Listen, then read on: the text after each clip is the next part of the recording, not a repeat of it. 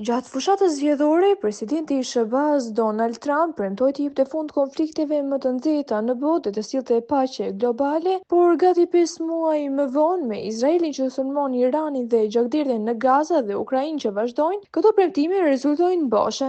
Aleati i SBA-s Izrael goditi 10 objektiva iraniane në një sulm dramatik dhe shumë planësh të njëjtën që analistët thonë se kërcënon të shndërrohet përfundimisht në një luftë rajonale të përgjithshme. Sulmet duket se janë një goditje për Trump, i cili e kishte shtyrë vazhdimisht kryeministrin izraelit Benjamin Netanyahu të mos e sulmonte Iranin, megjithse vetë presidenti kishte kërcënuar ta bombardonte vendin e Gjirit nëse bisedimet bërthamore do të dështonin. Diplomacia trumpiane është një nga viktimat e para të këtyre sulmeve, tha një ish këshilltar i politikës së jashtme i presidentit demokrat Barack Obama. Ai është tërmenduar dhe për t'u ofruar një pushimi në Gaza, jo më paqes në çdo konflikt të madh. Irani dukej më premtuesi dhe Netanyahu thjesht e prishi atë, thot ai. Sulmet janë gjithashtu një shuplak për Steve Witkoff, i dërguari i Trump për lindjen e mesme dhe i ndihmës së ngushtë i tij, i cili ka punuar intensivisht me negociatorët iranian drejt një zgjidhjeje diplomatike për të frenuar programin bërthamor të Iranit. Witkoff ishte përpjekur pas sukses ta binte Netanyahu të qëndronte i duruar ndërsa negociatat SBA-Iran vazhdonin. Këto bisedime kanë ngecur tani.